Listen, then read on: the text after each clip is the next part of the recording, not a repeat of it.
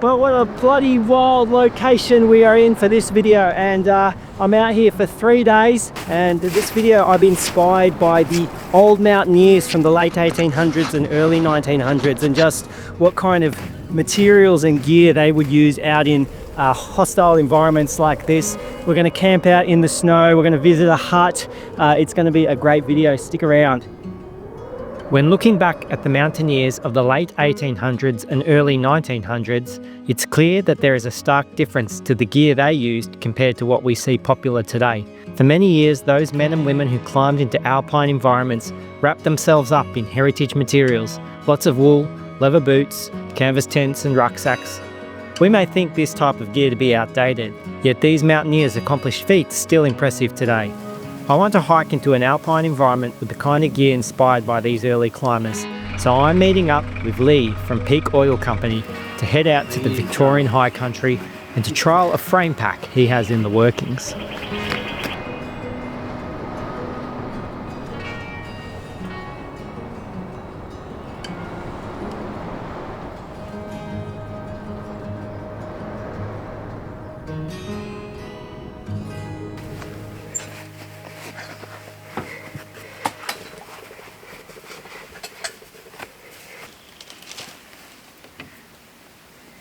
Isn't it?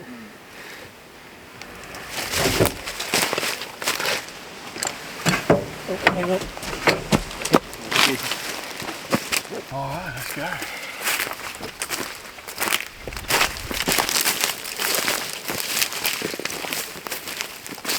G'day everyone, welcome back to another video, and in this one I'm heading up to the Bluff, which is a beautiful location up in the Australian Alps, Australian Alpine National Park, and quite high elevation. What is it, 1,700? I think so, 16 maybe. About that. So this is an alpine snow adventure. Leah's been kind enough to let me try out this prototype pack, frame pack that he's got going, and it's really nice to actually be wearing a pack on my back instead of a swag over the shoulder. I can carry a lot more gear and it feels a lot more comfortable, but I'll show that pack to you later on in the video. For now, it's a bit of a slog up into the snow line. So what are we carrying, Lee, weight wise? Oh, I'm estimating mine to be close to 30. Yeah, a bit of weight. I reckon low 20s. Oh, You're 20. low 20s? Maybe 25. Really? Oh, bloody blackberries are such a nuisance, aren't they? Yeah. Check out Bulla behind me. Plenty of snow on it. And we're in spring right now. We had a good dump, so there's a good base layer up there. This is my first time up into the snow in spring, but amazing views.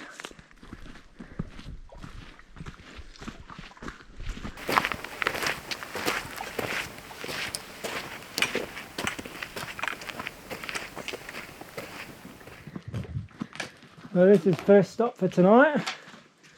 Home for tonight in a nice hut. All the snow's gone. Lee was here a week ago and it was covered. So it's amazing how fast it can melt. Amazing. Yep. Oh, it's a nice hut, isn't it? Yeah.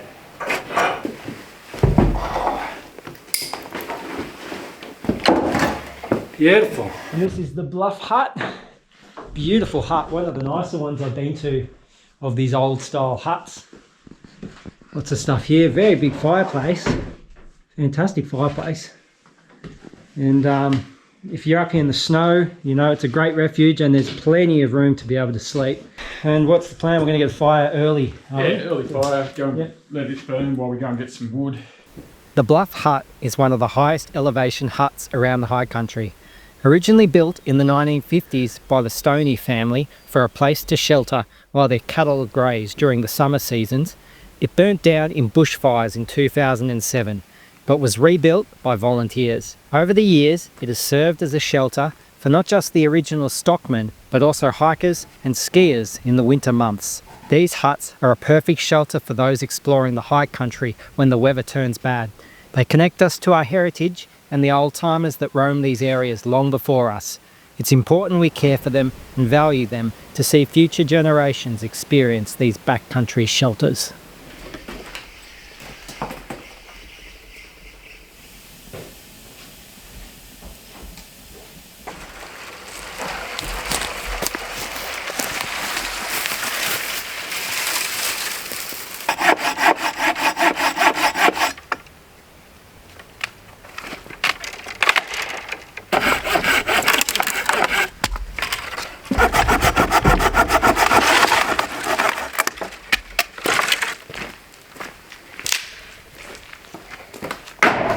Okay, wood is stacked over there. And around the corner. Plenty of wood, but I want to show you what we're using for this trip. Lee, this is your little baby, isn't it? Yeah, this is a labour of love. This is the second iteration on a concept of the chair pack frame. So it's taking a pack frame and making it multifunctional enough to create a chair at least. But the other iteration was 75 centimeters high frame. Now I've gone to 90 centimeter high frame, partly because that's a 1970s frame pack size, so you can really carry a load on this. But also, later down the track, I hope to develop this into a trolley. So I'm going to put a chassis on the base there with detachable wheels, and that chassis can move up here to hold jerrys and fireplaces or whatever crazy stuff you want to carry. But just have a quick look at the chair frame. Yeah, show us this chair. Beautiful. That's the chair. Now you get the bum bag or other type of sleeve, which could actually strap onto the pack and put your gear in as well, couldn't it, you know? Yeah, absolutely. Yep. Okay, so you got to make sure these notches are in place before you sit, and that's it. And so this is all got to do with combating heritage materials, the weight of it for multifunction, isn't it? Totally. Yeah, you mean justifying the weight of it. Yes. So yeah, obviously this is heavier than a internal frame aluminium frame pack. So a couple of things. This can carry a much heavier load than an internal frame pack. Not that we go out of our way to carry heavy loads, but sometimes we need to. Yeah, a big expedition, you know, 1 week or something like that. Emergencies. Somebody's injured. I need to carry them on my back. Hunting. Carry a samba. Yeah. Or just a big jerry of water, or a big load of wood, something like this. So with a internal frame bag, you're limited to the bag itself. With the external frame, you can lash to it like a roof rack. You know, you can really carry some big, crazy size stuff. So justifying the weight of a timber frame by making it multifunction. So we've taken let's say those lightweight chairs are 500 grams. Mix that with a lightweight pack, which might be 1 kilo, 2 kilos, let's say. So we're now at 2.5 kilos, give it. This is currently coming in, I think, at about 4 kilos, this whole frame. Yep. But the next iteration, which won't be much variation on this, the next iteration is again going with the CNC cut ply, but I can do a lot of things like this doesn't need to be there. Yeah, okay. We can cut that out, we can cut that out. We can scoop that out, and possibly here as well. You know, we can really minimize the material, make all these parts thinner, push the ply sheet to its maximum capability, and then we're good. Yes.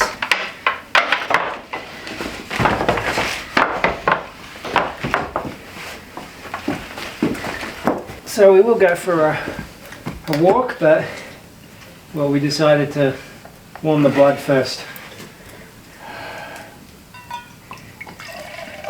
One of the few bits of plastic I'm bringing on this trip. I reckon you could have said that was glass. No one would have known. No one would have known. I'm a fraud. In the next iteration, you have to move your butt forward to get off it.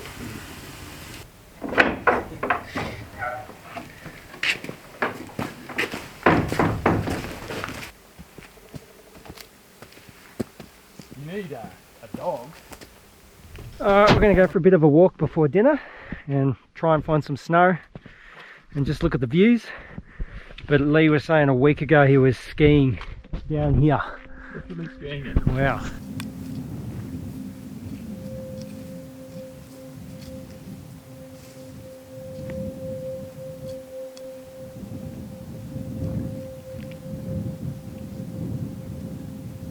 So this always astounds me. I love how the snow line just starts. You know, what is it? Why there?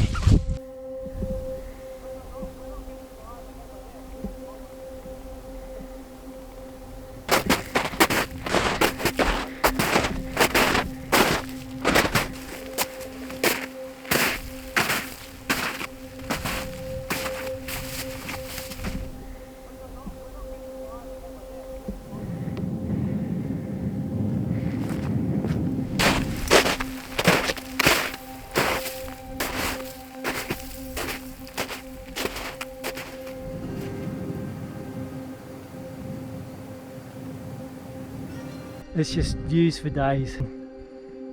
Unreal. It's absolutely glorious up here.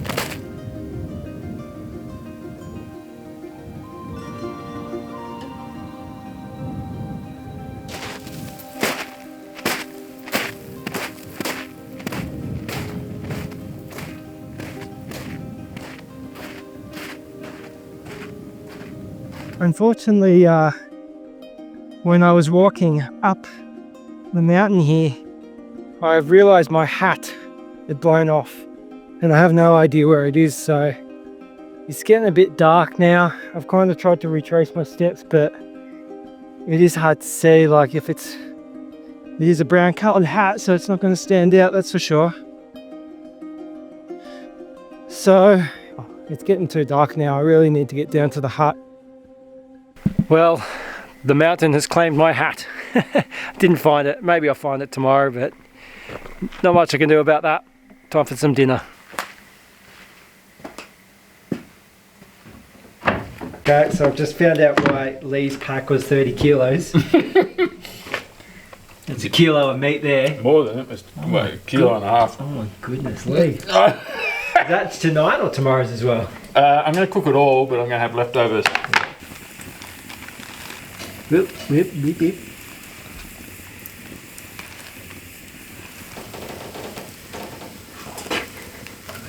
Roll.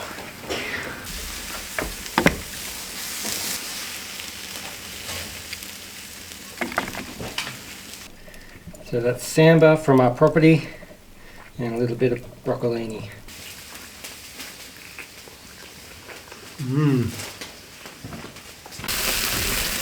How's your monster steak over there going? It's a big one.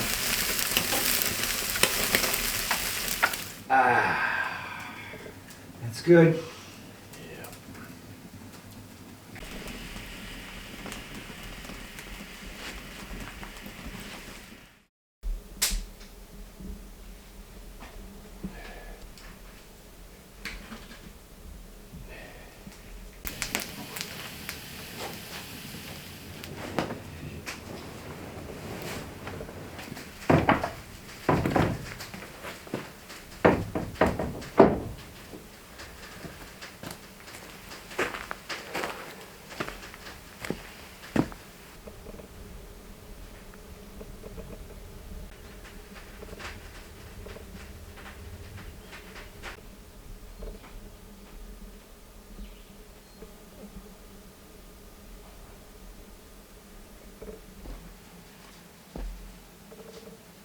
Well, good morning all.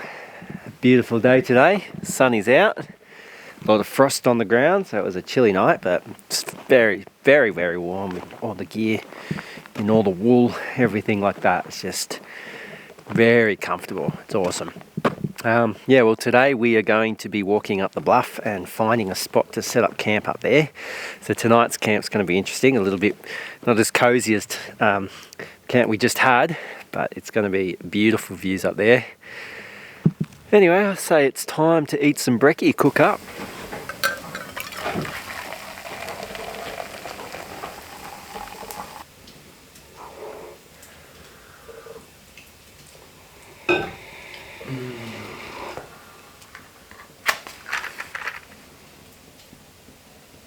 I reckon that cappuccino mix was okay.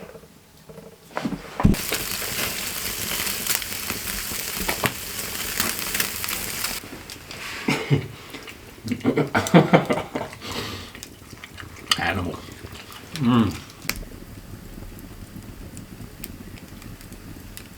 A hearty breakfast of cheese and sausage right there.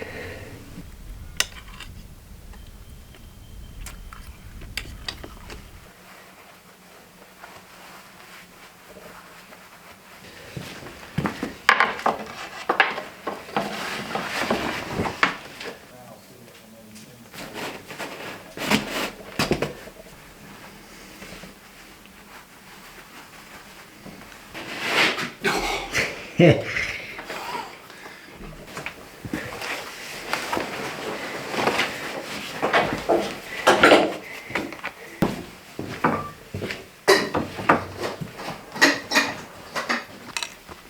I think it's just going to spit on us. That's all. I'm fine with spit as long as it.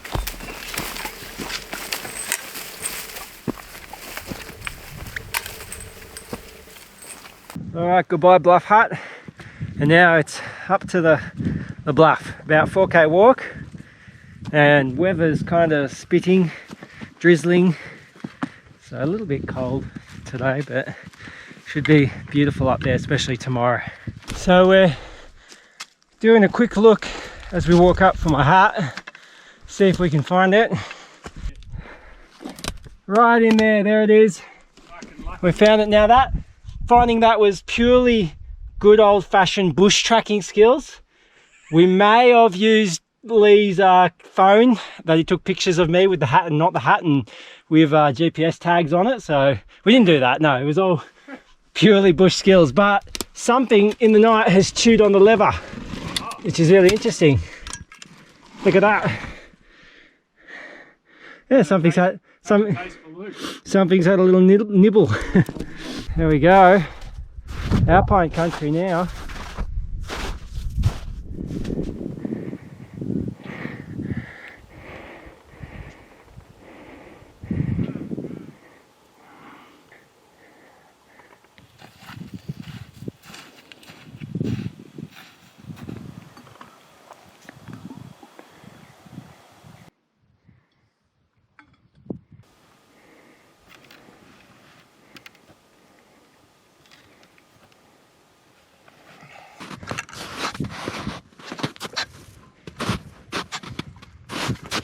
It's hard going.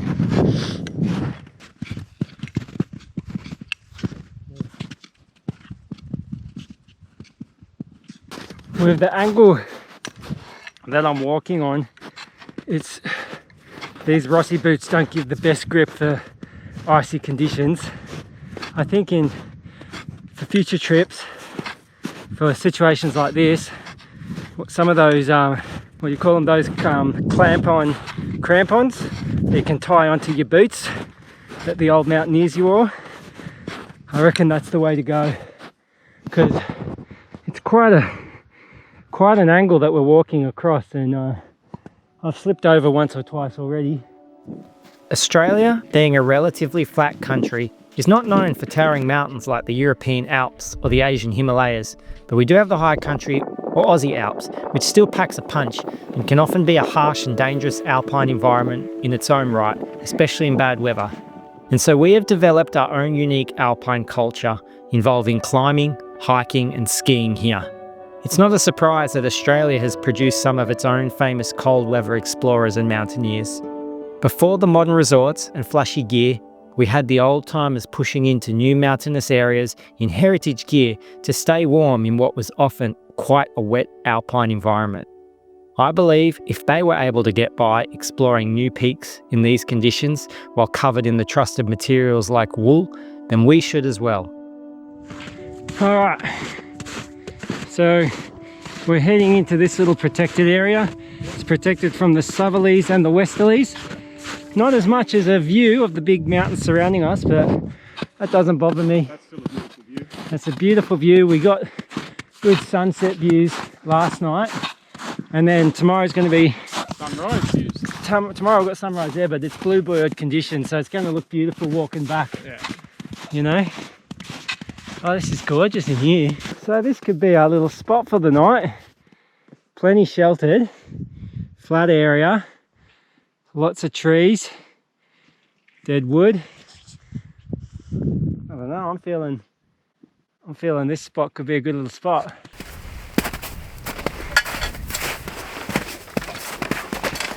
Alright, so the valley's got rain in it. Might be worth getting set up first. I think so.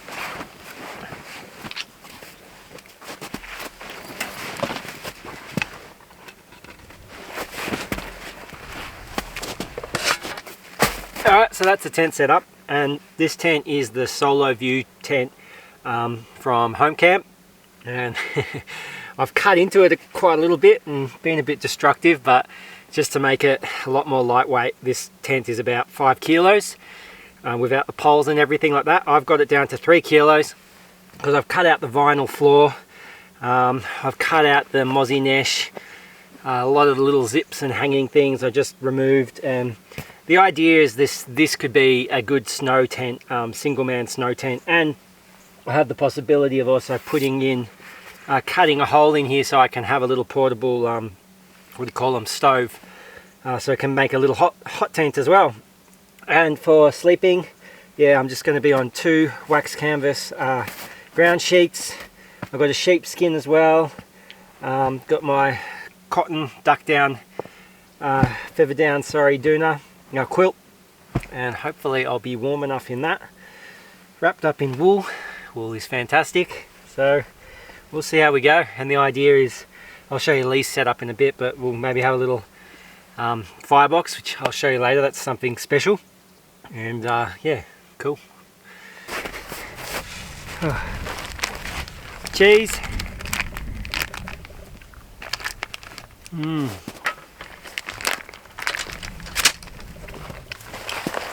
And nuts for lunch.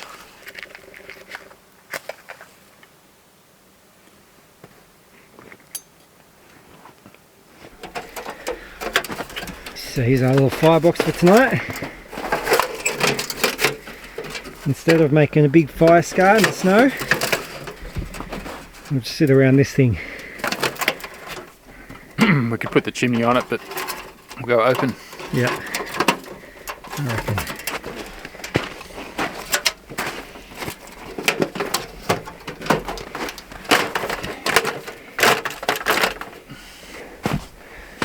It would be nice if the rain held off. There's not much you can do, but camping in these conditions, it is tough. And my feet are very cold and wet. Oh well, it is beautiful though. Wait for this to blow over. Well, we're in the tents. We're on the shelter because it's raining a bit outside. I tell you what, it makes it a little bit miserable when it's raining like this.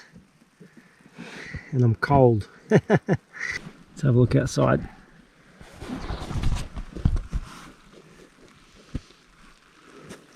Got a nice seat there, Lee. Not quite high enough. Yeah.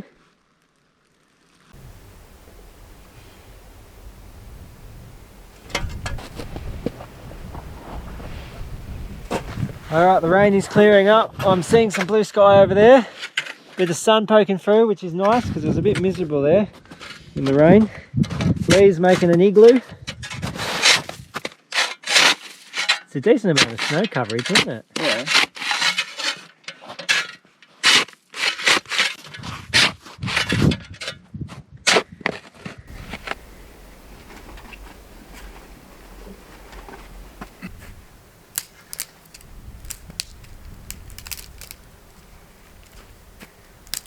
Oops.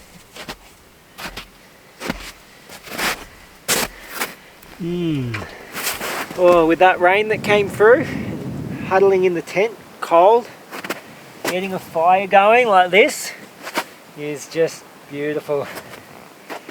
I'm really liking the idea of little portable stoves as well for places like this, like alpine environments where it's a very sensitive environment. I don't know, it's just a good idea. You don't leave a fire scar. It's probably everything you need, like the size of a fire to have a little bit of warmth and then cook on and stuff like that as well. Look, I love doing my survival missions in the snow where I have a big fire, but maybe in the alpine line, when you're above the tree line, it's probably best to do something like this. And I could see just how useful and practical a little stove box like this is, and just also just caring for the bush and caring for the environment and leaving as little fire scars as possible around. I'm here in Lee's abode and I'm a little bit jealous. I was thinking, oh mate, I've got it set because my tent's only 3 kilos and he's carrying a heap of weight, but now I see why. Look at this, it's homeland here. This is awesome. I'm not going to take this much, just a little.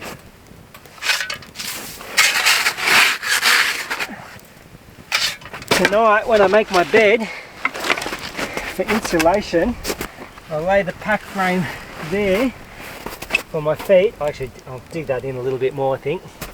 And then I'll double up my sheepskin for my torso, and that just gives me extra insulation. So there we go, there's another function that this can serve out in the snow.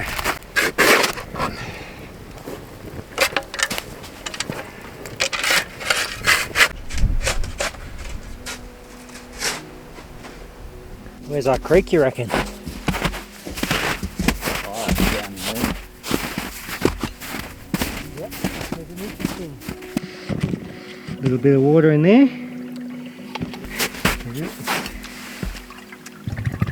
Ah, perfect. Easy.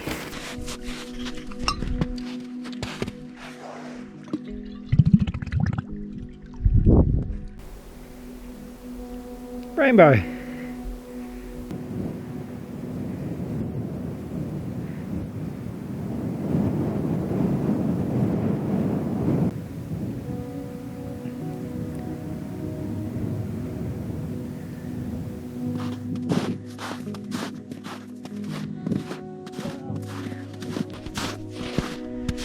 Really strange rocky formation here, having all these rocks like this. Whoa. Perfect water. Love this bridge here where the water goes under. I'm tempted to see if there's any waterfall because there's a significant drop there. That is so cool, hey. This comes out of there, down there. So there must be a waterfall under the snow. So under here right now would be a decent sized waterfall right now, and it's just all under the snow layer. I want to ski it. I'm sure you do.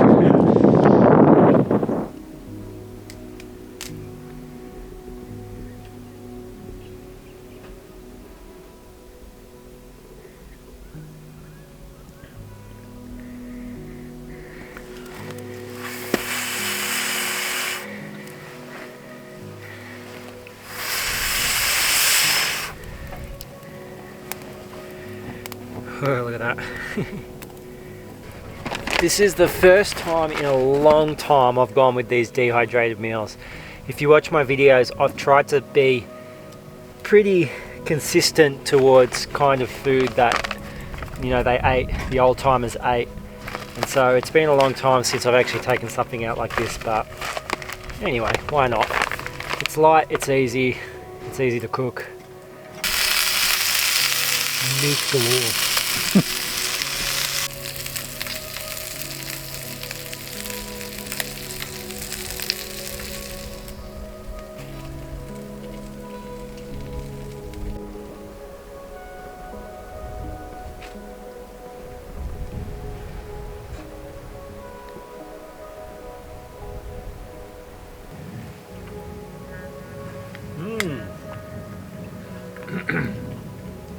How's that? Yeah.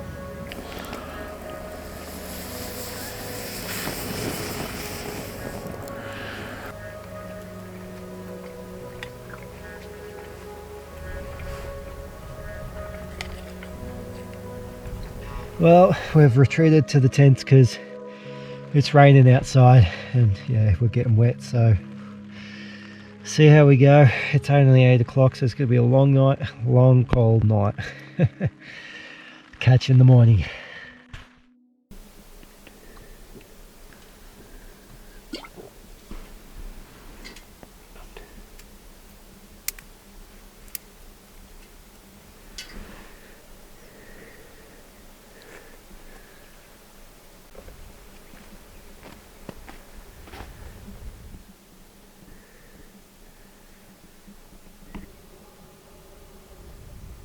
Good morning everyone.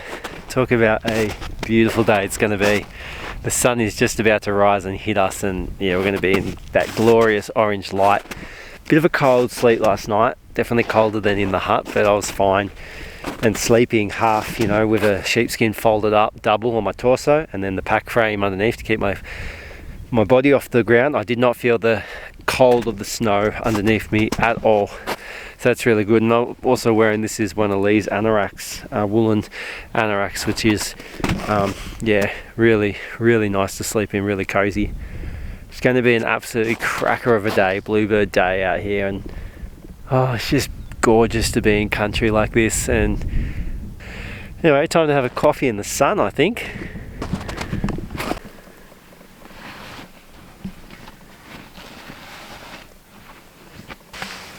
These sheepskin booties are so nice. They really keep your feet nice and warm.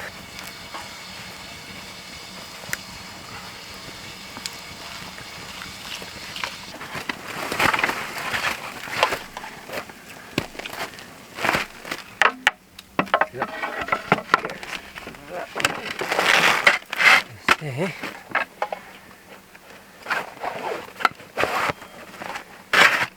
That's what it is. There we go.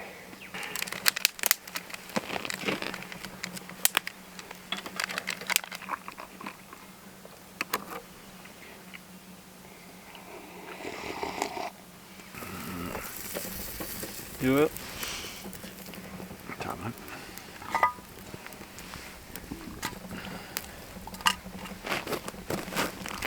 There we go, look at that. Yeah, mate.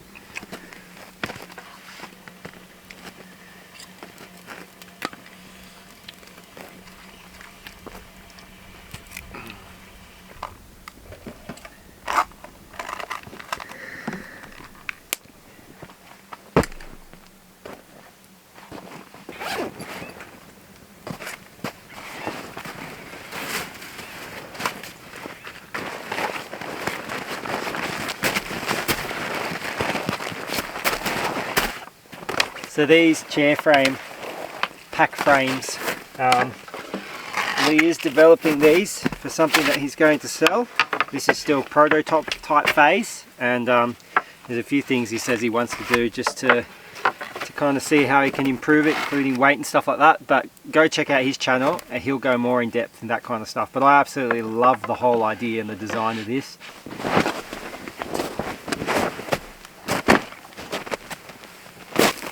I don't know if I mentioned it as well, but with these extendable tent poles to just try and utilize the whole multi-function thing. I'm using them as walking sticks, and I could improve this, I think, by some kind of a lever, I don't know, a lever handle here where you can hold on to it, and then maybe something that you can flip on top so it can dig into snow a little bit. You know how ski poles, they have, I don't know what you call that thing.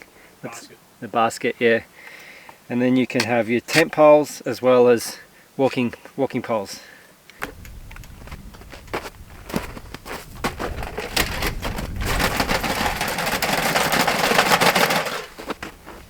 That was great, and doing it this way, no fire scar on the ground underneath us, on the grass. Mind you, this snow is pretty thick. It would take a lot to burn right through.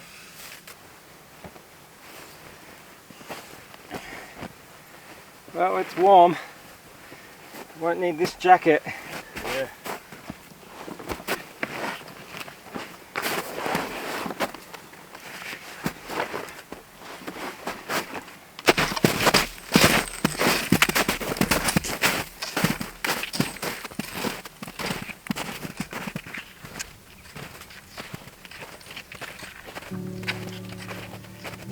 These trips are more than just the novelty of trying to relive history. I genuinely now believe that the old materials of the past are superior to our modern day plastic gear in many ways. In durability, comfort, performance, health, and not to mention the way it connects us to the landscape and our past. Perhaps the downside is the weight of this gear, yet this can be overcome by the use of multifunctional design, one item acting as many.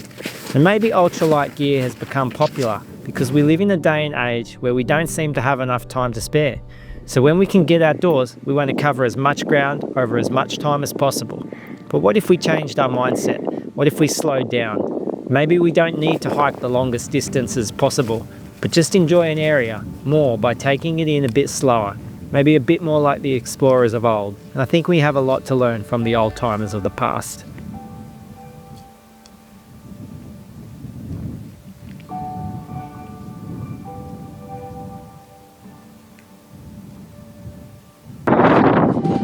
Exhausting.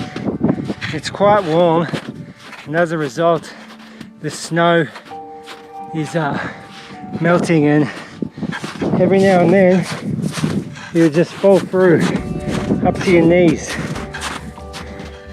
but just a little bit more to go and then we're out of the snow line. Whew, hard work. Oh, there we go. More or less out of the snow line now. Thank goodness for that. That was a hard slog. My socks and shoes are saturated, but onto the hut.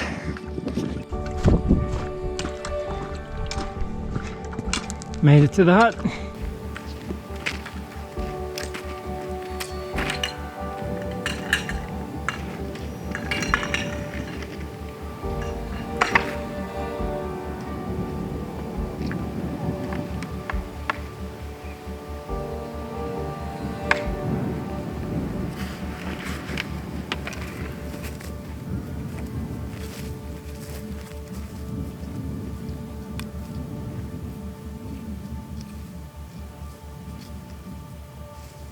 Well, we've made it to the hut and we're going to walk down the road that goes back to Lee's car. It's a road that's seasonally closed in the winter, but it just makes it easier to get down there. So I'm going to finish up the trip here, but it's been a great trip to just get out here in the alpine snow line in the beautiful Victorian High Country and just get out here with heritage gear and similar stuff to what the old timers could have used back in the day. Also to try Lee's chair frame pack. It's really something special, and make sure you keep your eyes out for Lee's video of this trip, which should be coming out soon. Otherwise, thank you so much to everyone who watches these videos. Leave a like, leave a comment if you want. You can apparently hype YouTube videos now, some kind of a new thing. But either way, the main thing I'd love for you to take away from this is if you could be inspired to go out and use heritage gear as well out on your adventures. So I hope there's been some inspiration from this video for you guys. Thank you so much for watching. Have a good one.